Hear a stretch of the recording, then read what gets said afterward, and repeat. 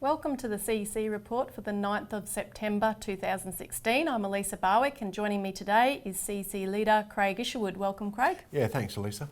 And on today's show, Chinese G20 intervention signals new era of growth. Australia must join.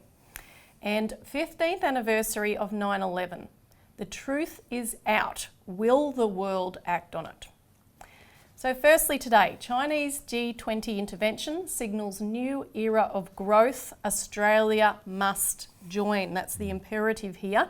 So of course it was extremely interesting to have China hosting the G20 at this time, since over the last couple of years they've been forging a completely new pathway, not just to rebuild China, but also to help other, in particular developing countries, to rebuild themselves and uplift. And this is all based on their One Belt, One Road vision to have increased connectivity, bringing countries together in an inclusive economic architecture. Yeah, that's the new Silk Road economic belt, which is like the land development corridor, and the maritime Silk Road, which is the sea. The sea routes, the sea for routes. trade. And this is, you're talking 60 to 80 countries that are involved in this, so it's an inclusive development program involving all of those countries.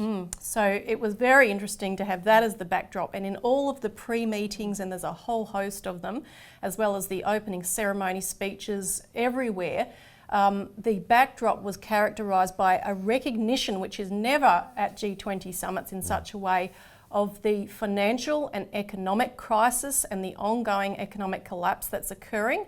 But then also it was the first time that a really concrete vision for economic growth, that countries across the world would cooperate to uplift the world's economies, was actually put forward. And one of the other things that the Chinese President Xi Jinping really stressed was to shift the G20 as an institution from talk to action. And this was mirrored actually in the opening ceremony of the event, which was rather extraordinary. And the grand finale of it was Beethoven's great Ode to Joy. Now the BRICS countries, which are Brazil, Russia, India, China and South Africa, and they also met on the sidelines, together with the G77, which actually now represents 134 developing countries, they both signed official statements endorsing China's proposal to revolutionise the financial and economic architecture. So that will have a very significant ongoing impact. The same sentiment, I'll add, also emerged at the meeting prior to the G20 in Vladivostok in Russia of the Eastern Economic Forum, and was also very much echoed at the ASEAN meetings, albeit perhaps not by Malcolm Turnbull, but by the Asian leaders, absolutely.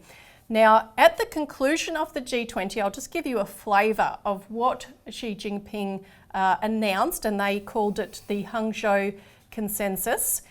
So this is what he said. He gives you a flavour of this. He said, "We resolved to break a new path for growth and instill new dynamism into the world economy.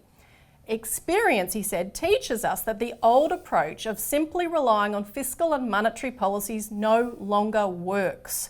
And he then goes on to talk about the G20 blueprint for innovative growth, which was adopted, of which one really key aspect was this. He said, "In the area of new industrial revolution, we agreed to vigorously develop advanced and high-end manufacturing to spearhead the fourth industrial revolution. We will encourage the intensive use of internet technologies across the economy and society to embrace a new area of connection between things and among people. This blueprint, which encapsulates our shared vision, plan of action and institutional safeguards, will open up a new horizon for growth." And he concluded that press conference by saying that he considered this a milestone G20 conference. Firstly, he said, because development was prominently featured for once. Secondly, he said we adopted a real action plan. And thirdly, he said it was the first time that all nations supported the need to industrialise Africa and the other less developed countries, that was a key focus. But of course this was in complete distinction to Obama, who waltzes in promoting the dead horse called the TPP, the Trans-Pacific Partnership, which is essentially a model to put the big multinationals ahead of sovereign nation states when it comes to international trade. Which is dead in the water because neither Hillary Clinton's Democratic Party or Donald Trump support the TPP. Yeah. So this is not going to go anywhere any further because there's a growing change in the world today away from globalisation back to protectionist policies, which is a good thing because, as it says here, as the President said, you can't rely on fiscal and monetary policies anymore, which are intimately tied with this policy of free trade. Exactly, and it's clearly not working, with That's the right. quantitative easing and the reducing of interest rates, all that kind of little manipulations, shuffling the deck chairs has failed. And so what Xi and these other leaders are talking about, it's being embraced by more and more of the world, is to completely revolutionise the entire framework and the entire model of how we act economically. And of course, the key impetus is to develop, is infrastructure, is people. But of course, Obama and Malcolm Turnbull clearly have not caught up with that. They didn't get the memo that this shift is necessary, that the old system is dead. Well, economic growth in the US is zero and has been for 10 years, or very, very small, maybe 1% if you've been generous. Australia is below 3%. India and China lead the world. China's 6.5% economic growth per year and India's 6.4%. But the key is that in both cases, it's infrastructure driven. They're expending their credit into building state-of-the-art infrastructure because they have to. They have to be able to support their populations. And look, what are we doing? We're not doing that at all. No, exactly. So, they're clinging on to a dead system, but I think it's going to become abundantly clear very shortly that there's no staying and remaining with that system, or we will all go down with the sinking ship. So we'll take a quick break, and afterwards we're going to come back to discuss the concrete proposals for Australia on how we can actually get with the program that China is proposing here.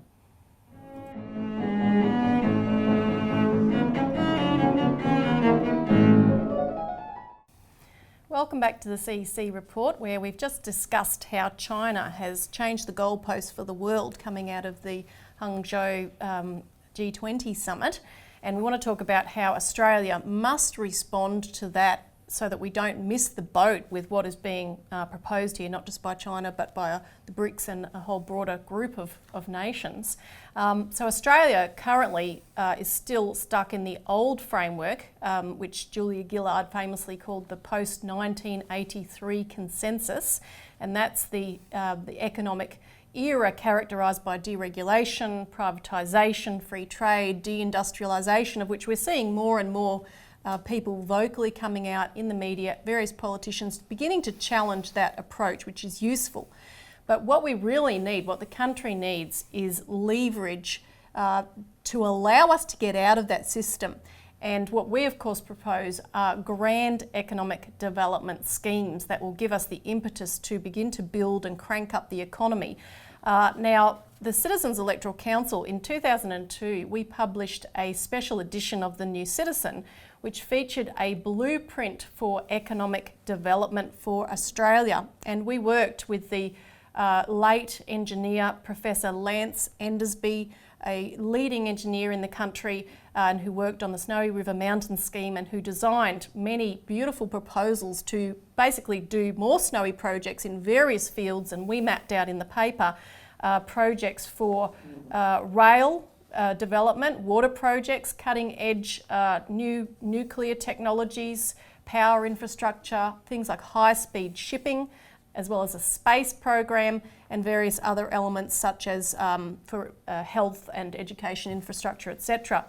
Now, recently though, Craig, you have begun looking at the raft of projects that are on the table for Australia now, particularly in the area of rail, which is quite crucial in order for Australia to begin to participate in the new trade routes that are part of the Maritime Silk Road, as well as the broader OBOR/World Land Bridge, which is how our organisation envisages the One Belt, One Road spreading across the entire world, basically, and we can put a map up of what that would look like. So I want you to give us a picture of some of these projects and then we'll watch a short video of one of them and go from there. Well, I think there's three main projects I should talk about. First is the Clara project, the Consolidated Land and Rail Australia project for high-speed magnetic levitation train system from Melbourne to Sydney. Now this was launched on the 14th of July, and it's a magnificent program. We'll just play their video, and it'll speak for itself. Yep. For the problems are not all solved, and the battles are not all won. And we stand today on the edge of a new frontier, the frontier of unknown opportunities and perils. But the new frontier of which I speak is not a set of promises. It is a set of challenges. But I believe that the times require imagination and courage and perseverance. I'm asking each of you to be pioneers towards that new frontier. Australia. Our continent is home to a magnificent inland of breathtaking landscapes. But today, more people live in Sydney than in all of New Zealand. Sydney and Melbourne combined house 46% of Australians. Urban sprawl, congestion, longer commutes and unaffordable housing threaten the quality of life for too many. It's time to restart, reset and reimagine the ways we live on our continent. Clara has a plan to rebalance the Australian settlement.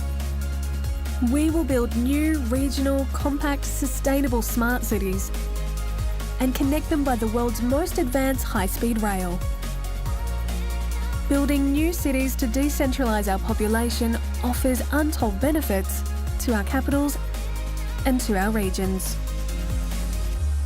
Imagine new cities where data is open, energy is renewable, water is valued, homes are affordable, and people can live within 10 minutes of all they need.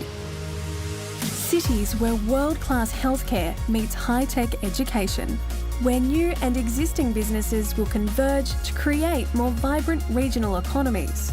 Cities built to unlock all human potential. Cities made possible by high-speed rail that can place citizens in our capitals in less time than a morning commute. These are the regional cities Clara is building. The question is not whether Australians deserve the best that the future has to offer. The question is, what are we waiting for? Australia, join us to reimagine the possible. Join us to transform our future.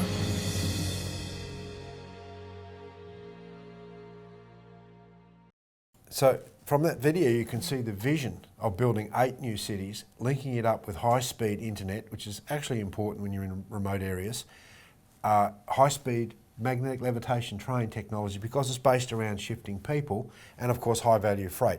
That's totally crucial. One thing to remember, Elisa, is that moving heavy freight is different than moving people, so the rail systems have to be different.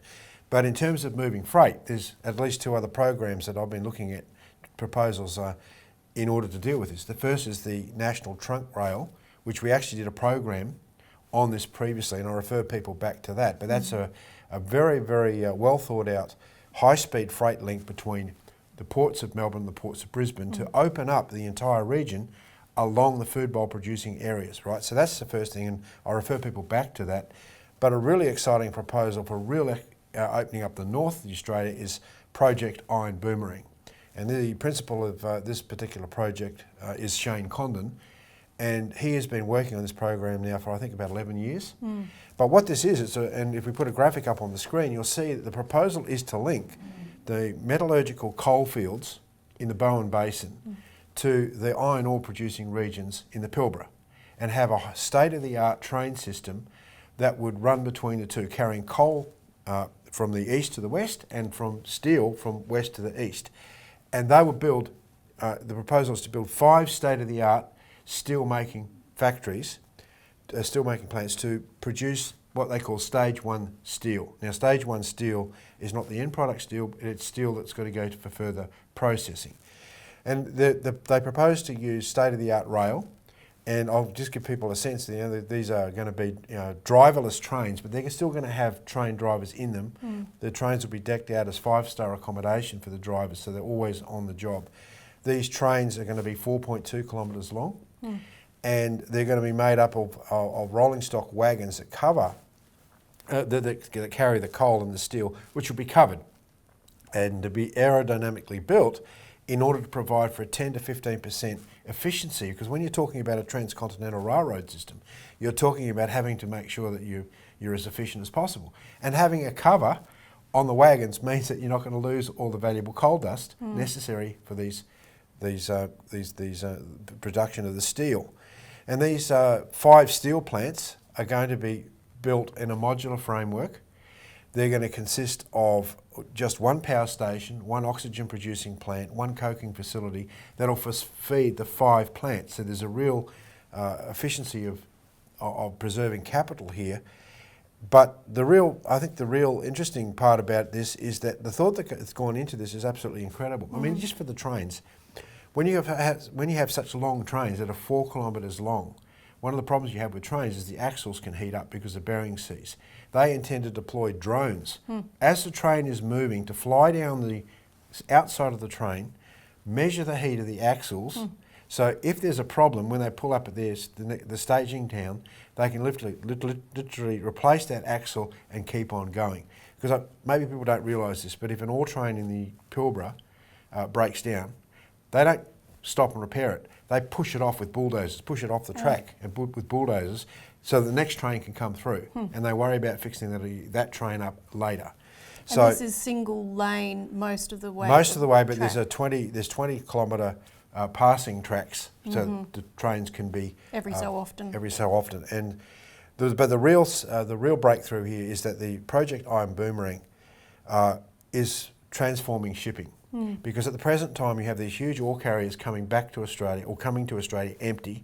They got to line up. There's 20, 30 of them at a time lining up at Port Hedland in particular, or for coal on the Bowen Basin up there at in that particular region. Well, Project Iron Boomerang has designed the first ever steel ship. It's called a Panamax ship. So especially for shifting steel. So what you have with the bulk ore carriers is you have these things carry 150,000, 200,000 tonnes of iron ore. Instead of doing that, the idea is to process that iron ore in Australia, create the jobs using our own resources, value add, and then ship out the steel in these ships that will ship 77,000 tonnes of actual first stage steel. So you're taking 150,000 tonnes of raw material and you're putting it down into 77,000 tonnes into specially built containerised ships, roll on, roll off.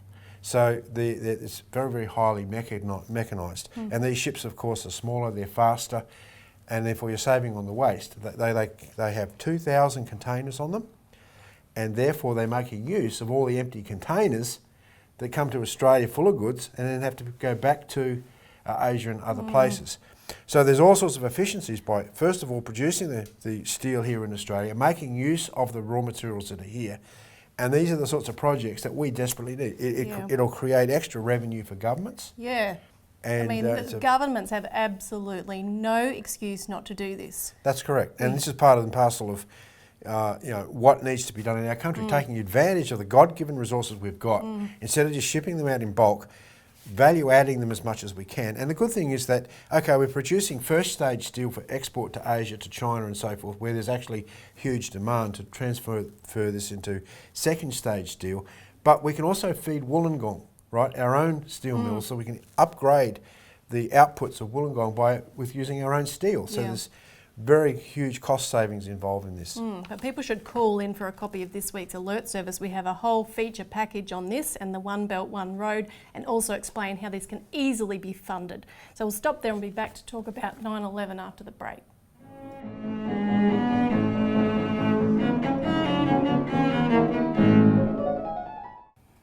Welcome back to the CEC Report. 15th anniversary of 9/11. The truth is out. Will the world act on it? So we've talked on the show a number of times about the fact that a part of the truth, a little more of an avenue to finding the truth about who conducted 9/11 was released just recently in the form of the 28 pages of a joint inquiry that was conducted by the Congress a year after 9/11. And this was their report, but 28 pages of it was blacked out. So that has been released, and we'll talk a little bit later about how that can be used to gain a greater truth and to get some action on it.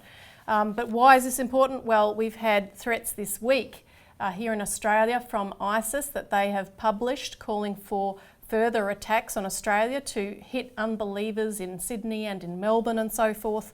And of course it was after 9/11 that the raft of wars that allowed ISIS to emerge and to grow and flourish was set off. So this is very crucial. Now I want to add another update though, because there's beginning to be more people coming forward and information trickling out. Well, this is exactly what's going to take place with the release of 28 pages. They themselves point in certain directions that where the FBI didn't investigate, and the point of Senator Bob Graham, who just held a press conference on the 31st of August, and people should watch that press conference, this is the starting point for more investigations to open up and find out why and who was involved. And I think that there's many conspirophiles out there that say that you know this in itself is a snow job, because you know the 28 pages are trying to cover stuff up, which is complete rubbish. Because we're asking for the serious investigations into 9/11. Actually find out who the perpetrators were. There's got to be a lot of other information out there, because I mean these hijackers, most of them could barely speak English. They needed support mechanisms. How did they pull all of this off? This is a major operation to pull off without those support networks and without it being compromised and pulled up. And this is what was revealed just in the last few days by an article in the San Diego Reader of the 7th September, where a former FBI agent, Mark Rossini, talked about a memo that a colleague of his wrote in early 2000. And this memo identified the fact that a known Al-Qaeda agent by the name of Khalid al-Midhar, and people may recognise who have followed this closely, he was one of the hijackers of 9/11. So this memo contained the fact that he had a US visa. He'd been at a conference, an Al-Qaeda conference in Malaysia, and it was obvious that he was going to try to gain access into the United States. Now, so this memo was about to be sent out. It was written by this FBI agent, but CIA officials stopped him sending out the memo. They said, that's not necessary, don't send it out. And the fellow who revealed this has said it was probably the fact that the CIA was working on a clandestine operation with the Saudis, which was why this was prevented. And also, Rossini, who exposed this, said that he is 200% sure that the 9/11 attacks would have been stopped if Midhar was picked up. If the memo had have gone out, they would have seen him come in, they knew his visa, they would have seen him come into the airports, he could have been picked up, he could have been followed. The usual case of police work, of FBI following that up, would have been able to prevent the attacks taking place. So this is a big revelation, and as Senator Bob Graham has said, we need to now release millions of pages of still classified investigative files on 9/11. And the other thing coming up is the vote on JASTA, which is the Justice Against Sponsors of Terrorism Act, which would allow lawsuits to be filed against Saudi Arabia and would immediately allow lawmakers to conduct discovery, collect evidence, investigations and so forth, which would allow enormous motion forward. So that's what we need to take place immediately. And it comes up to a vote apparently tomorrow, US time. Craig? Yeah, well, people should call in and get a copy of our US pamphlet, read it for themselves, and then get it to their MPs. Yeah, if you want to stop terrorism, then people have to support our campaign to open up the investigation and get to the truth. Absolutely. So subscribe to our media releases to find out more, and join us again next week for the CEC Report.